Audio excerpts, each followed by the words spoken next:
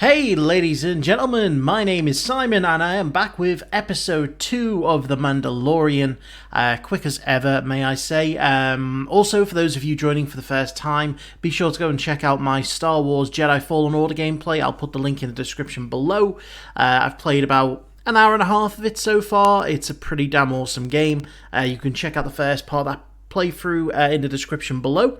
As for The Mandalorian, wow, what a first episode. It was everything that I could have really hoped for in terms of the feel of the show, the visuals, the kind of mix of not too much fan service, but enough to make it feel like it's Star Wars. At the same time, it's feeling kind of gritty and new. And realistically, it's been what a lot of this new sequel trilogy era has been missing. It feels quintessentially Star Wars. It feels like what the prequels could have been had they been done in this era with George Lucas, in terms of, like, you know, the advanced technology, the budgets, the practical sets and the effects, and I think that's really a testament to, you know, Dave Filoni and Jon Favreau for their vision. I mean, Dave Filoni for me is the most important man to Star Wars at the moment. More important than Kathleen Kennedy, more important than J.J. Abrams, more important than anyone else, because he is kind of like George's flamekeeper. He is the one who George mentored. He is the one who's consistently shown throughout the history of his work with Lucasfilm that he understands what Star Wars is. And, you know, he's had George's personal seal of approval on so many things. You know, and he was the creator of the Clone Wars, Rebels. You know, he's had his hand in Star Wars Resistance, but he's, you know, been very much an important part of The Mandalorian as well. And, you know, you can see just how well him and Jon Favreau are working together just by that first episode alone, whether it be the casting, the design, the presentation, the story, even something as simple as IG-11's voice. They could have very easily had it be a silly, quirky voice, or, you know, it could have just not fit, but it's exactly how I always imagined IG-11 to sound, or an IG unit to sound. But yeah, let's talk about that first episode in a bit of detail. So, obviously, we were introduced to The Mandalorian. This is set 5 years after the events of Return of the Jedi, and it's obvious that the universe is, or should I say the galaxy is in a state of chaos, or at least the Outer Rim is in a state of chaos. You know, because the New Republic, understandably, as a brand new government, has not had a chance to kind of get its full control, and this is something that the original Republic struggled with, was to keep a tight grip on the Outer Rim. And it's apparent that, you know, this is exactly what it is that they're going for again. Now, the bounty hunter of the Mandalorian, who is the bounty hunter, was introduced to us in a very simple way, on a mission, picking up these latest, you know, sort of bit of cargo, shall we call it. But it's obvious that the pay on these jobs is not brilliant. And so he's taken a higher risk, higher reward job, which, you know, we saw ended with him finding a baby Yoda. The species has not been given an official name, so I can only call it a baby Yoda at this point. That is apparently 50 years old. I don't know how the biology of that works, considering the fact that Yoda was 900 when he died, and he seemed pretty old. So either they have a very fast maturity phase, going from, like, baby to teen, or, you know, they have a really short, like, old age period. It'll be interesting to maybe find out a little bit more. But, you know, there's so much more of the show to explore. They are, again, right in the middle of developments of Season 2. In fact, Jon Favreau put up a picture on Instagram showing the Mandalorian helmet, saying, "Welcome to Season 2. So, you know, you can tell they're having fun with this, and you can tell that everyone involved is deeply impressed. And I watched the Q&A, the live Q&A, and you could see the relief on their faces that the first episode had such a positive sort of review from the majority of people who have watched it. So, you know, it was really good. It was really impressive. So, yeah, we're going to jump into this episode. We're going to see what happens. I need to know more. You know, we saw with the Imperials that they wanted this baby alive, preferably. You know, there was kind of like some disagreements on whether dead would be acceptable. I'm kind of in the mind of thinking that IG-11 was working for a different client because he was pretty set on killing the baby. And with that species apparently being a little bit more force sensitive than everyone else, maybe that's why the Imperials want them. Because they want to... Someone did point out very cleverly that one of the patches on that scientist's arm was it was similar to the Camino patches, so he could be a cloner. Who knows? But yeah, we're going to jump into this. Before we do, I want to say a big thank you to my Patreon super supporters: Frank Tremel, TheLoneDetective, Karen Abel, Rakoon Shampoo, Flawed Otaku, and Ace. As always, you can find the full reactions to everything I watch through Patreon in the description below. And yeah, let's jump into Chapter 2 of The Mandalorian. Look at that cute little bugger. I want one. Look how cute he is. Uh-oh. Oh no, is this going to be like the beginning scene of... Is it Jurassic Park 2 or 3 where the little girl gets eaten by those little dinosaurs? Can't remember. He's about to get jumped. Why would you try and attack a Mandalorian? Seriously, guys?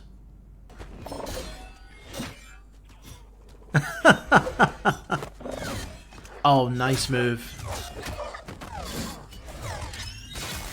Yeah. Shoot him. Boom. Oh, he just disintegrated him.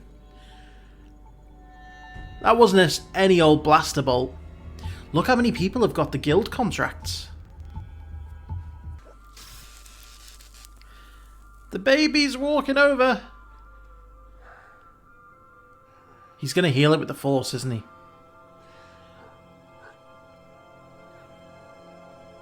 Or no, he's just going to... Oh my god. I can't take the amount of adorableness. Oh no. They're scrapping his ship. Those damn Jawas.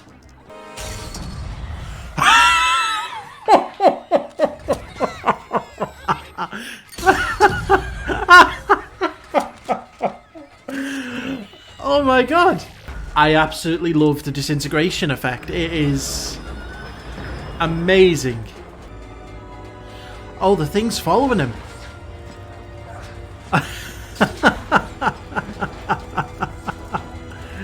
Oh my god. Please blow up. Please blow up. Oh, that'll do. It's a Jawa massacre. Oh no.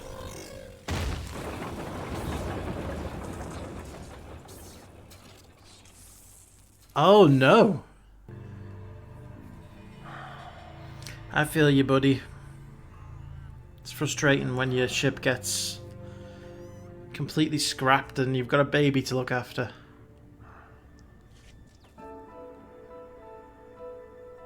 Damn, they did a job on that ship. Even if he could take off, there's no way he'd be able to fly it. I love the music. The music here is brilliant. Can't give up the best car. He speaks Jawa. You understand that? Whoa!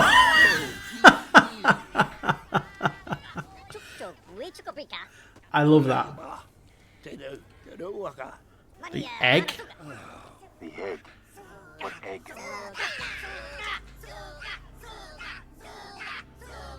I don't know what egg.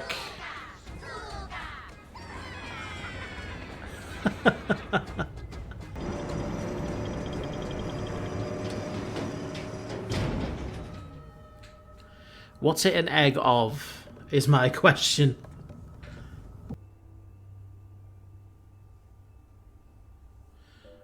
That looks like a big worm thing.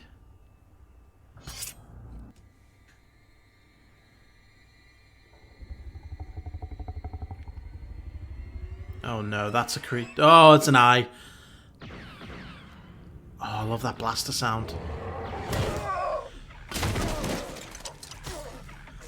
Oh no. Oh no, that destroyed his armor piece.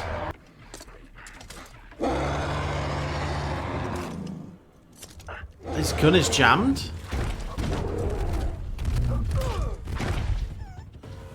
Oh, crap. Oh. I would have hated to have been Pedro Pascal. At the end of the day on this scene, I can imagine how wet and muddy he must have been. And even worse, the poor costume designers who've probably got to clean all of the armor. Oh.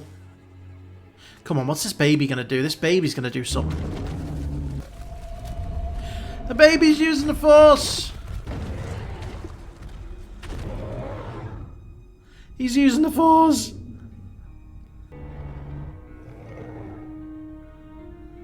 That little baby.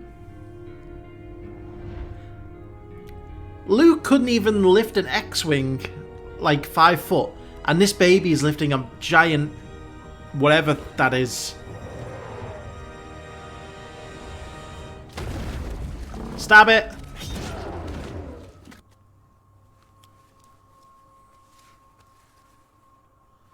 Oh, that's a hairy egg.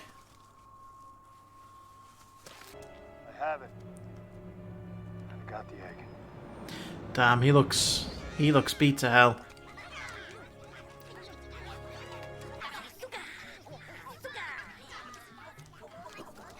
I've never seen a hairy egg before.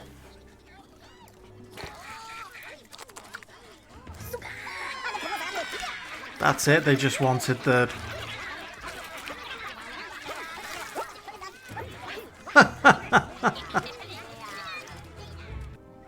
Explain it to me. Yeah. I still don't understand what happened. Use the Force. Come on, both of you guys must have heard of Force users and the Jedi and the Sith.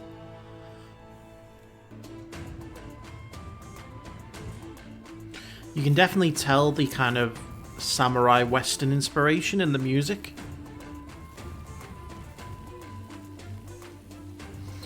It's a very interesting soundtrack. I cannot accept. You are my guest, and I am therefore in your service. Wow. That's pretty generous. I could use a crew member of your ability. Come on, say it. With the child. Say it. May it survive and bring you a handsome reward. Say the phrase, damn it. I have spoken. Yes! He has spoken. That's... May the Force be with you. Move out. I have spoken. It's just been... just replaced you.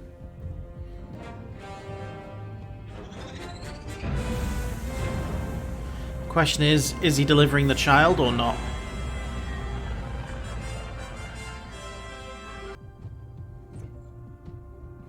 Baby's still asleep.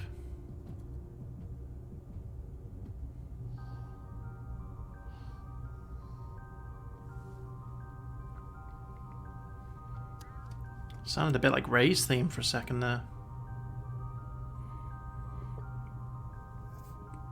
Oh, he's up. Okay, that was just so good. It really was. And one of the best things about the show, I've only just come to realise this week, since the Q&A, is that during the post-credits, they actually show you the concept art.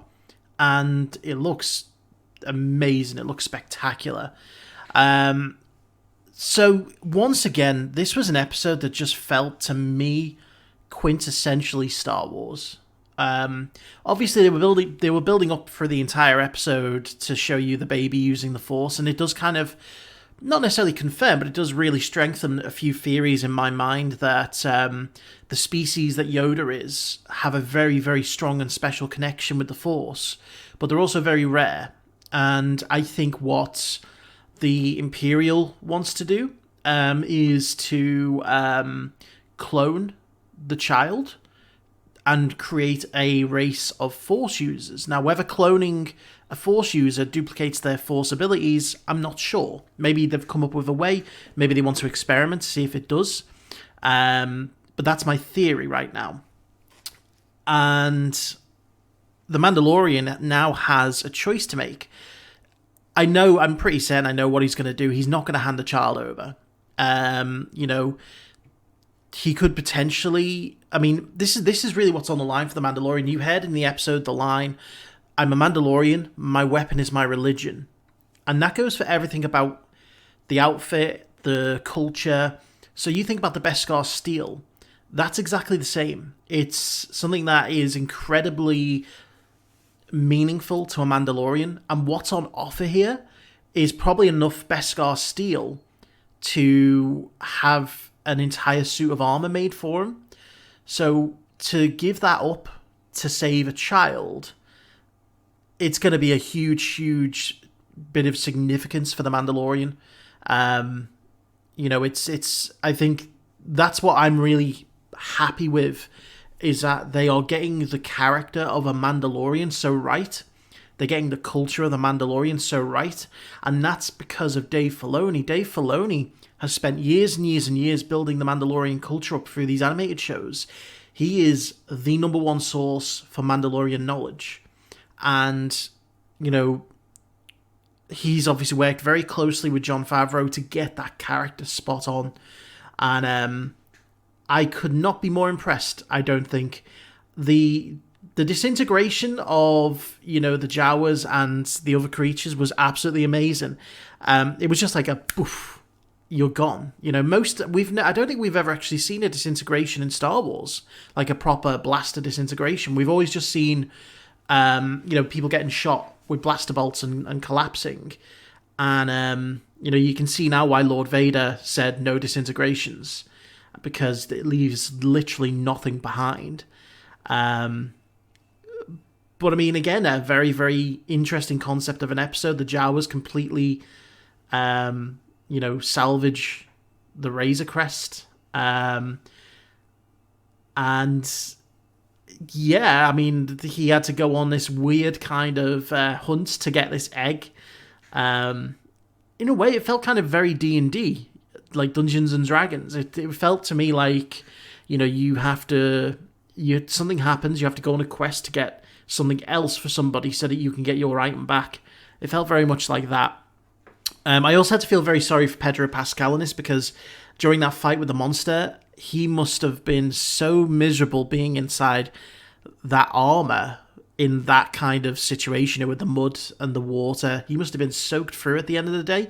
I mean, I bet you he loved it, and I'd love it too, but I would not want to be in that situation, in terms of just the soggy feeling at the end of the day. I mean, and also the people who have to clean the costumes. I feel so bad for them, because there must have been so much mud.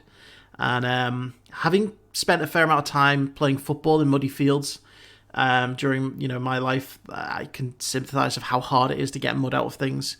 But no, this episode, from the soundtrack, which was brilliant, and you could definitely feel the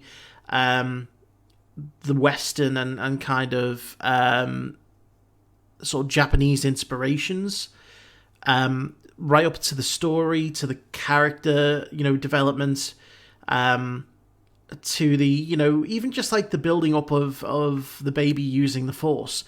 It was all so well done, and I'm just so impressed. Yes, I could sit here and say I'd like for the episodes to be longer, considering we're only getting 8 of them, but what we've had so far has been immense. It's been absolutely fantastic, and I have enjoyed every single minute of it. So I can't wait to see where exactly we're going to be going next with this show. Presumably he's going to be heading back to that planet, but whether he decides to cash in the reward, maybe once he finds out what they actually want the baby for, he's going to change his mind. But yeah, excellent episode, and I'm loving this show. I'm sad that it's only 8 episodes, but at least we're getting a season 2. I wouldn't even mind them dropping the budget just a little bit, maybe to push up to 10 episodes, or even 12 episodes, But again, I think this goes to show that there's a lot of potential, and I'll give Disney credit, because I think that's something that's important here. I've been as vocal as anyone else to bash some of their decisions, but I will give Disney credit. They've taken the right steps to get the right people in. They've given the time, the money, and they've trusted the right people to get this right, and it's definitely paying off for them. So if they can do more of this in the future, then Star Wars might just have a bright future ahead. But we'll see. Anyway, ladies and gentlemen, thank you all very much for watching. I do hope you enjoyed that. Please don't forget to subscribe, like, share the video, check out my Fallen Order gameplay, check out Patreon where you can see the full reactions to this and everything else. And yeah, I'll see you for the next episode.